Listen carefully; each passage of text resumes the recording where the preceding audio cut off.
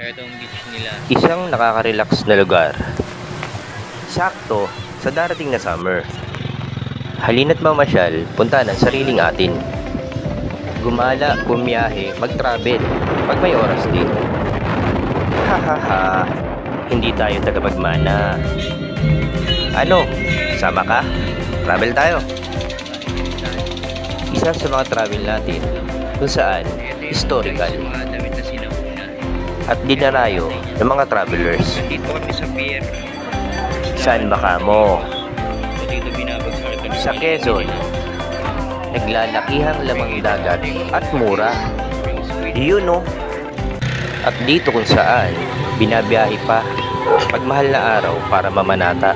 Unang bayan ng Laguna. Good morning mga kadiko. Macho. Doon na simbahan. Pan Quezon din.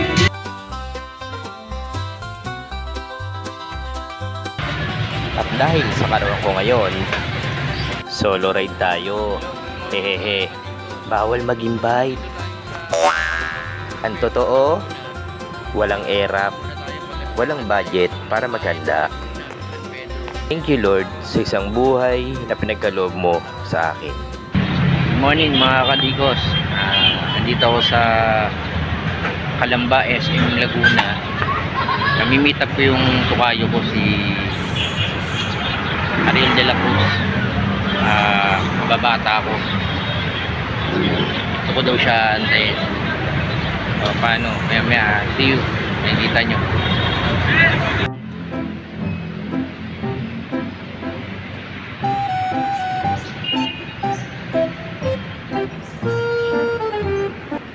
Ito si katukayo ko, nandito kami sa Calamba.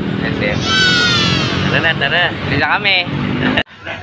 Hello, nandito kami sa bahay ni tukayo. Macho. Lang ya. Init! Init, sige, punta ka na kami doon. Mga kadikos, pupunta tayo sa bahay ni Rizal at ang kanyang pamilya kung saan siya dati nakatira. Nila ako nung kasi natin makikita. Tara. Dito tayo simula sa bahay ni Rizal.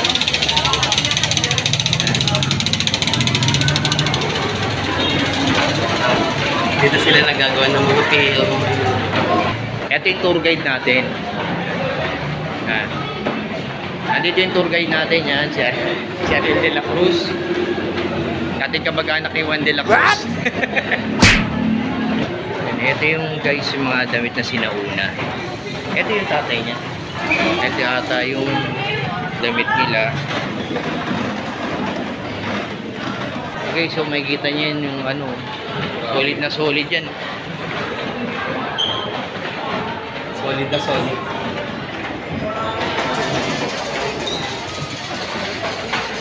Yeah, guys, kailangan natin pumila kasi maraming estudyante ngayon. Pero Sabado yun, di ba? Yes, yun ang karamihan talaga ng araw. Pag araw ng Lunes, sarado. Araw ng Lunes, sarado. Ito natin. Ito yung mga sedula dati. Ayan. Kung ala-arawan. Talaan ni Doña Trini. Talaan ni Doña Trini. Doña Trini. Ito yung mga larawan ni Rizal ba yan? Oo, si Rizal yan.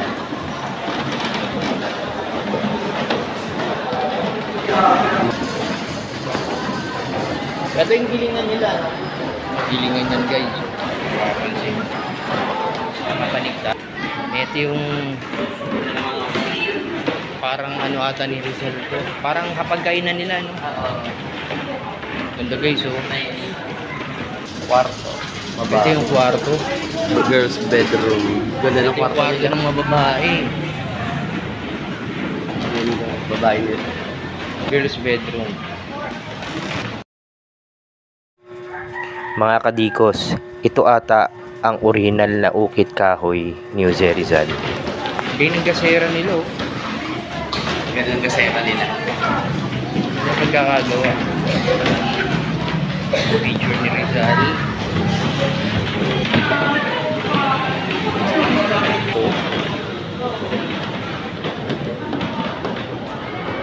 Boys bedroom. Boys bedroom. Pansin mo. Makinilya? Ngayon na lang ako nakita ng lumang makinilya. Boys bedroom. Ang ganda ng banig. Ay, makikita yung banig mo. Ang ganda ng plancha. Ayun, kung makikita nyo guys, yung dating plancha. Ayun. Plancha. Familiar sa atin to guys. Aray na ba yan? Salamin. Ang wala ko yung tour guide ko. Ikot kami. Hello mga kadikos, ito yung mga family dining room ng pamilya ni Rizal. Family dining room. Sa plato at baso. Antigo. Para akong nasa Pasig.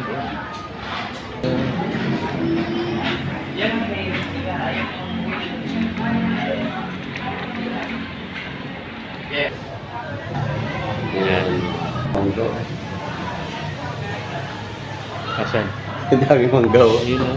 Yan, laking banga niyan. Dahil manggaw.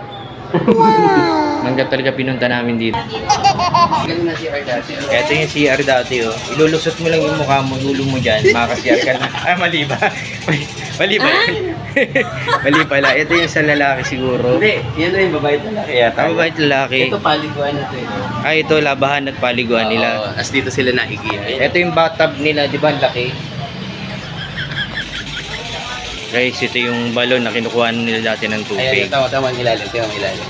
Tingnan natin yung ilalim. Ayan. Ayun.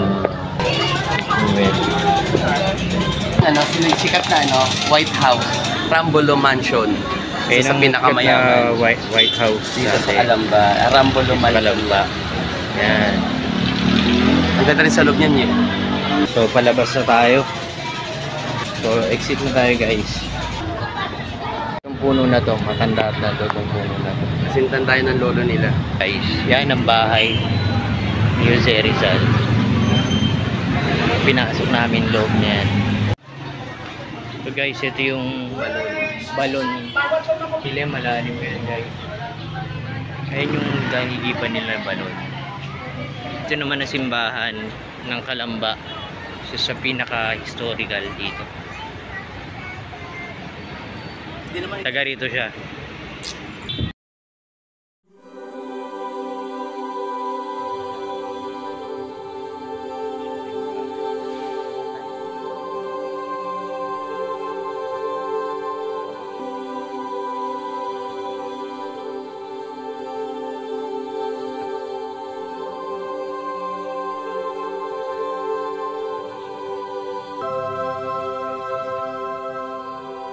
Ito si Ariel nag-query siya ng simbahan nila.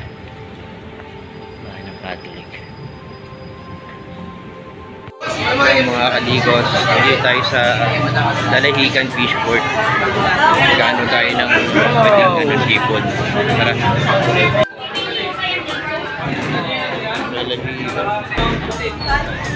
Magkano sa ganito kuya? Dito sir, may 50 po sa Per kilo? dito sir. Dito po na yun. Dito po sa Malitik. Sige po. Dos lang kuya, dos. Ayan, may sandaan tayo. Lalaki. Bago dyan sulo. Pilingan.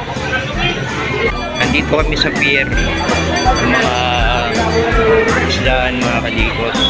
So dito binabagsak ito ng palengke nila. Kano po per kilo? 400. Ano sa tingin mo, di ba? May kita nyo kalikos, ang laki yung squid. Magkano po ito? 370 na lang kayo. 150 na nga lang.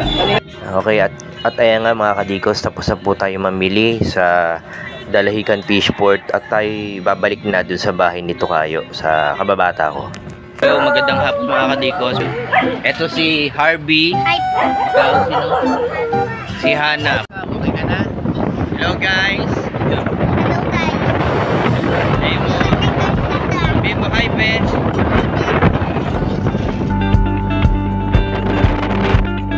Mga kadikos, samahan ninyo kami. Pupunta kami ng Lucban, Quezon sa kamay ni Jesus.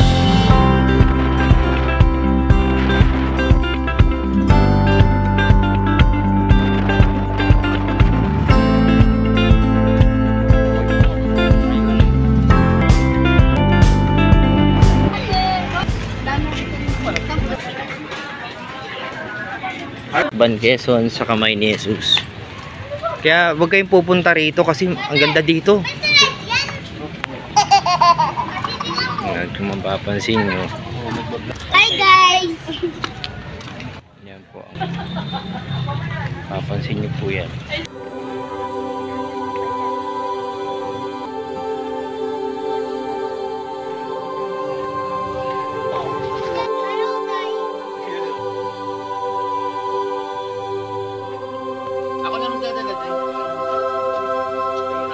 Magandang hapon mga kadikos. Nandito po tayo sa Lucban, Quezon sa may kamay ni Jesus.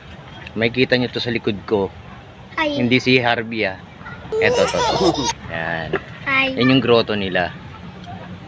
Sino ang pari? Sir Joey Pariel. Ang pari po dito. Ayan po. Dinarayo ito ng mga travelers dito kahit malayo. Lalo na pag mahal na araw para sa kanilang mga panata.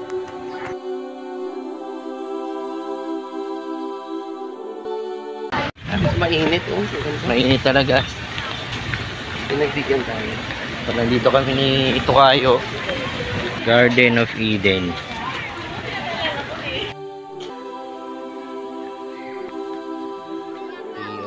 Tawag nilang Noah's Ark. Ayan, tignan natin ha.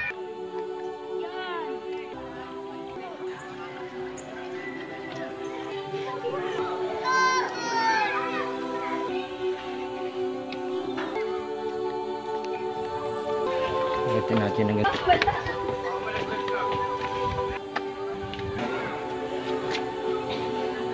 Tignan mo isa. Jesus. Ito. Mga kadikos, maganda rito. Pwede kayong mag-ride para pumunta rito para sa mga gustong mamanata. Pwedeng pwede. Nagpahinga lang tayo mga kadikos kasi medyo matarik. Baka hindi ko muna ito tapusin tong pag-akyat dahil limitado lang yung oras namin.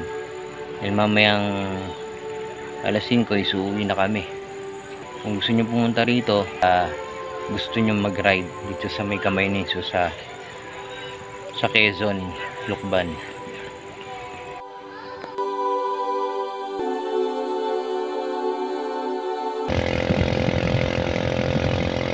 At ngayon mga kadikos, pupunta kami sa dagat at itour tayo nito kayo.